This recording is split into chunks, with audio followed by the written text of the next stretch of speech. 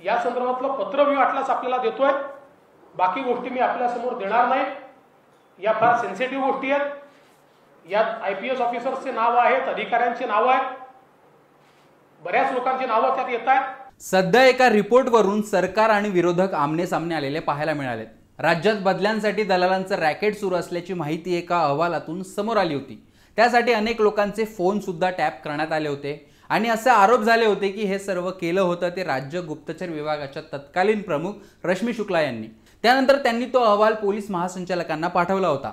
त्यात त्यांनी बदल्यांच्या रॅकेटची माहिती सुद्धा दिली होती। आता त्याच अहवालावरून राजकारण रंगलंय। हा अहवाल, हा रिपोर्ट टॉप सिक्रेट होता, पण हा अहवाल सर्वांसमोर आल्याने गृह मंत्रालयात खळबळ माजली।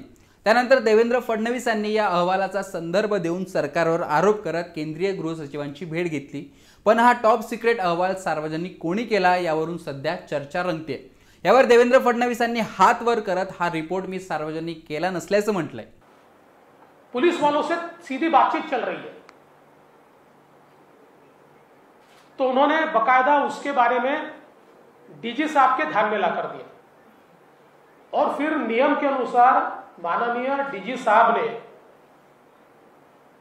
उसमें थ्रू DG एक परमिशन ACS होम को मांगी कि ये सारे नंबर हमको इंटरसेक्शन पे लगाने, और बकायदा ACS होम ने वो परमिशन दी। उस परमिशन के तहत जब कॉल रिकॉर्डिंग शुरू हुआ तो बड़ी एक्सप्लोजिव चीजें बाहर आने लगी और कई बड़े अधिकारी, कई पॉलिटिकल लोग, इनके नाम, चर्चाएं ये इसमें से बाहर आने लगी। और ये सारी चीजें ध्यान में आने के बाद इसको सारा कंप्लीट, इसका रिपोर्ट उस समय COI ने तैयार किया और 25/8/2020 को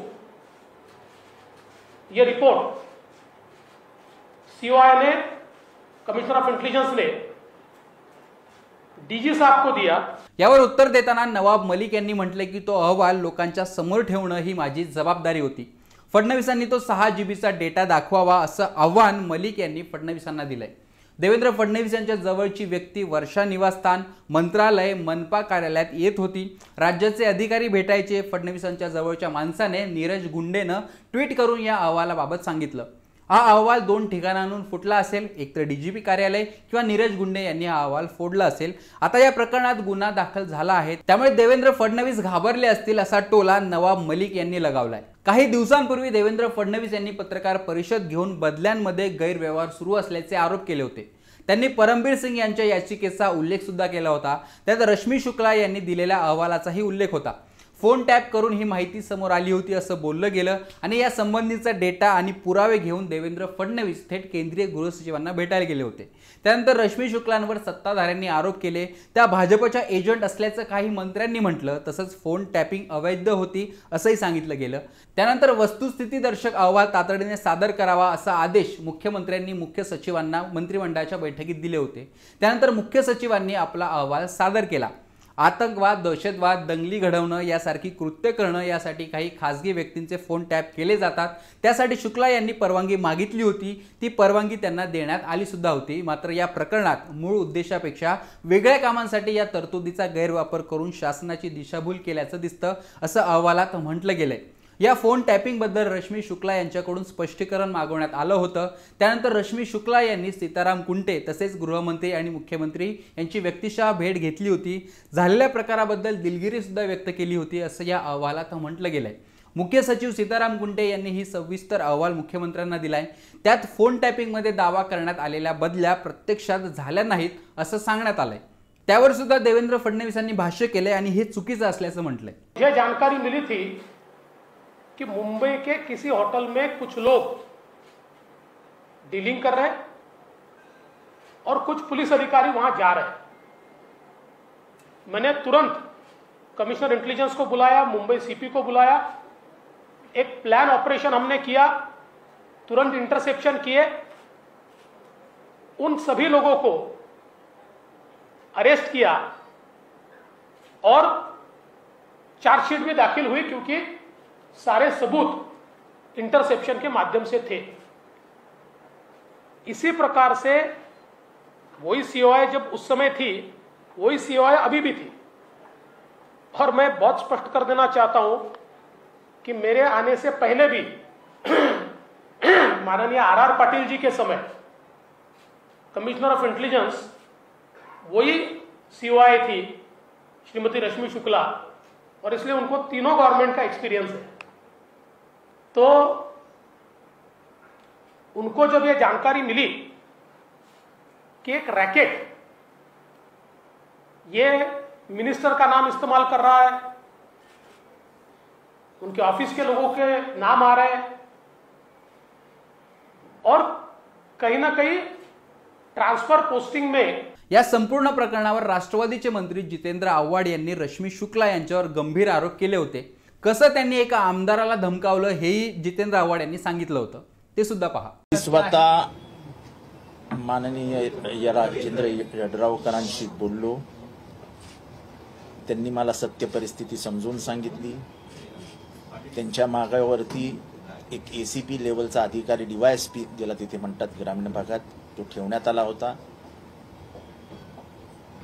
रश्मी शुक्ला मॅडमनी, आमच्या भगिनींनी त्यांना फोन करून मेरे साथ चाय पियोगे तो क्या नमक हलाली नमक हरामी हो जाएगी या शब्दात त्यांच्याशी बोलणं केलं। त्यांच्यावर प्रचंड दबाव टाकण्यात आला, त्यांना पैशाची ऑफर देण्यात आली।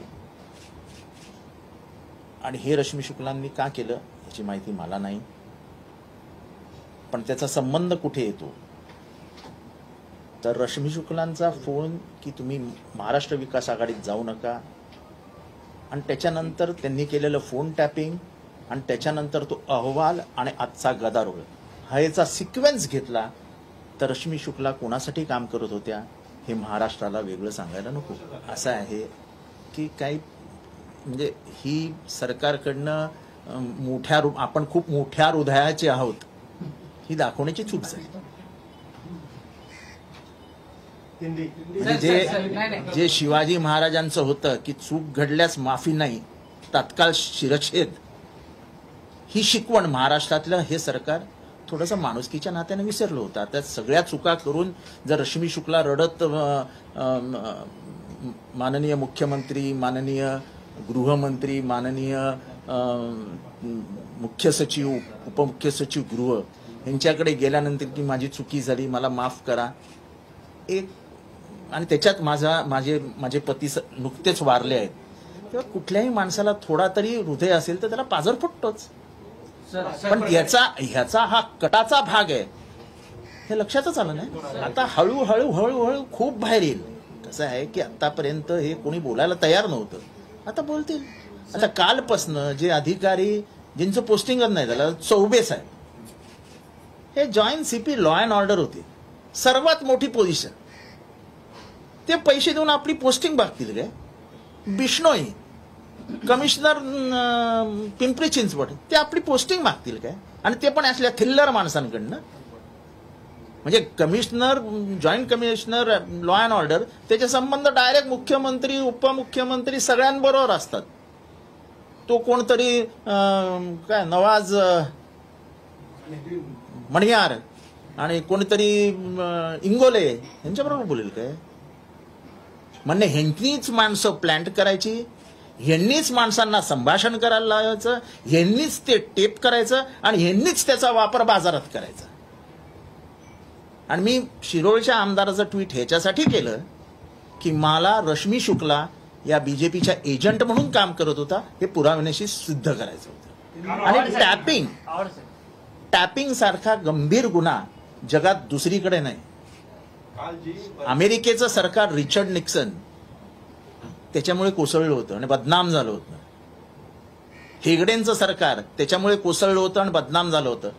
ही मानवी विकृती आहे की तुम्हाला कोणाचं तरी संभाषण गैरमार्गानं ऐकावंसं वाटतं। असं आहे की आजपासून आम्ही मंत्रिमंडळ स्थापन केल्यापासून त्याच्या 36व्या तासाला राष्ट्रपती राजवट लागणार, हे सरकार पडणार, राष्ट्रपती राजवट लागणार, हे सरकार पडणार, याचं असं अल्टरनेट जयघोष चालू होता।